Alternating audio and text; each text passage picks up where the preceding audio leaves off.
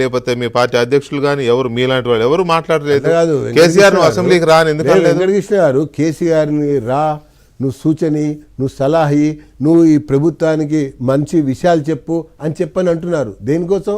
వాళ్ళు దోచుకున్నది దాచుకున్నది, వాళ్ళు కుంభకోణాలు పాల్పడ్డ విషయాలపైన వీళ్ళు విచారణ జరుపుతూ ఉంటే ఆయనను రమ్మని సూచనలు అడగండి, సలహాలు ఇవ్వండి అని చెప్తే అర్థం ఏంటండి?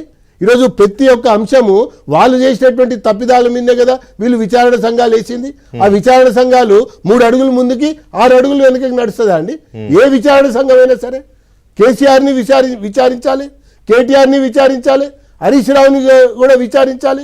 ఈ విచారించేటువంటి ఒక క్రమంలో మనం విడిపోతే పడిపోతాం అన్నటువంటి ఒక అభిప్రాయాన్ని తీసుకొచ్చారు. అంటే ఇప్పుడు నాకు ఒక విషయం క్లారిటీ ఇవ్వండి. మీరు ఇక్కడ తెలంగాణలో బీఆర్ఎస్ నాయకుల మీద కేసీఆర్ గారు కావచ్చు, కేటీఆర్ గారు కావచ్చు, లేకపోతే హరీష్ రావు గారు కావచ్చు, ఇంకెవరి మీదనైనా ఈ కేసులు ఉన్నాయి కాబట్టి వాళ్ళు కాంగ్రెస్తో లాలూచి పడుతున్నారు, డీల్ కుదుర్చుకున్నారు అనేదేనా మీ ఎండ్ పాయింట్? ఒకవైపున నడుస్తున్నటువంటి కేసులు ఒకవైపున, రెండోది రాజకీయంగా బీజేపీని అడ్డుకట్టేయాలంటే ఈ కాంగ్రెస్ పార్టీతో రాష్ట్రంలో దేశంలో అయ్యే పని లేదు అన్నటువంటి ఒక ఆలోచనతో మొన్న ఢిల్లీ ఎన్నికలు జరిగినాయండి. ఢిల్లీ ఎన్నికలు జరిగితే కేటీఆర్ ఏం మాట్లాడాడండి? కాంగ్రెస్ పార్టీ అనవసరంగా కేజ్రీవాల్ని దూరం చేసుకోవటం వల్ల ఢిల్లీ కోల్పోయింది అని చెప్పాడా లేదా? మాట్లాడాడా లేదా? అంటే అర్థం ఏంటి? పరమార్థం ఏంటి? ఈ రాష్ట్రంలో కేసీఆర్ని మీరు దూరం పెట్టకండి, కేసీఆర్ని దరి చేర్చుకోండి అని చెప్పని ఢిల్లీ దోస్తి చెన్నై చెలిమి కొట్టొచ్చినట్టు కనబడతా ఉంటే అసలు మామూలుగా కేసీఆర్ గారికి ఇప్పుడున్న పరిస్థితుల్లో బీజేపీ అంటే మోజు ఎక్కువ ఉంటుందా, కాంగ్రెస్ అంటే మోజు ఎక్కువ ఉంటుందా? ఎందుకంటే బీజేపీ అనేది చాలా స్ట్రాంగ్గా ఉంది, మోదీ చాలా బలపడ్డారు, మళ్ళీ 3వ ఎన్నికయ్యారు, మళ్ళీ ఛాన్సెస్ ఉండే అవకాశాలు ఉంటాయి అంటున్నారు కదా. అలాంటప్పుడు అలాంటి పార్టీ కోసం పాకులాడతారు కానీ కాంగ్రెస్ పార్టీ దీనికోసం ఎందుకు? మాకు అవసరం లేదండి. మాకు నాయకుల యొక్క ఆధారంగా పార్టీ పెరగదండి. మాకు ఉన్నటువంటి జాతీయ పార్టీ విధానాల వల్ల, నినాదాల వల్ల, కార్యాచరణ వల్ల, కార్యక్రమం ద్వారా మేము పెరుగుతాం. ఒక పాయింట్. రెండో పాయింట్, మరొక వైపున మీరు గమనించండి. అరే 15 నెలలు దాటిందండి. ఒక ముఖ్యమంత్రి నేను 4 మంత్రులను పెట్టుకుంటాను కొత్తగా అదనంగా, అది కూడా కీలక శాఖలు, విద్యాశాఖ ఉంది, హోంశాఖ ఉంది, ఈ మున్సిపల్ శాఖ ఉంది, కీలకమైనటువంటి శాఖలకి నేను మంత్రివర్గాన్ని విస్తరించుకుంటాను బాబో మొర్రో అని చెప్పని ఢిల్లీకి వెళ్తూ ఉంటే నువ్వు ఆగు ఆయన ఒప్పుకున్నాడు అధిష్టానం చేతిలో ఉందని. అవును, ఒప్పుకున్నాడు కదా. అధిష్టానం చేతిలో ఉన్నది అనేది ఏదన్నాడు ఆయన?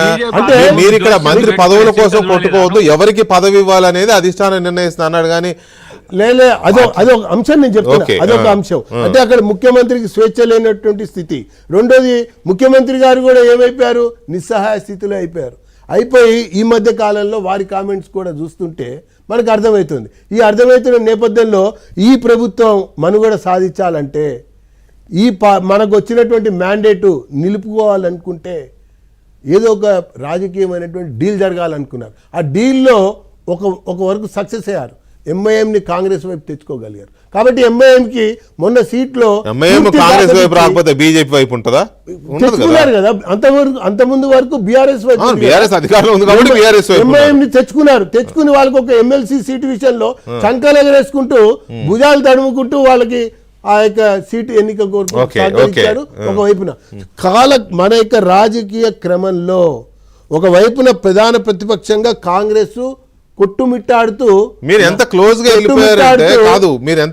వెళ్ళిపోయారంటే ఏకంగా డేట్లు కూడా ఫిక్స్ చేశారు. 15 రోజుల్లో రాబోయే జూన్ 2 ఒక డేట్ గా పెట్టారు.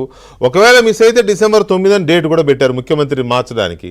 ఇప్పుడు రేవంత్ రెడ్డిని మార్చే ఆలోచన కాంగ్రెస్ పార్టీ చేస్తుందా అనేది కొంచెం ఊహలకు అందని విషయమే. అది ఊహలకు అందదా ఏం జరుగుతుంది అన్నది మీరు చూస్తారు. నేను అంటున్నది 2 డేట్స్కి ఇర్రెలెవెంట్ అని చెప్పి అన్నారు. ఇర్రెలెవెంట్ అన్నందుకు వాటి యొక్క రెలవెన్స్ ఏందన్నది నేను చెప్పాను ఒక పాయింట్.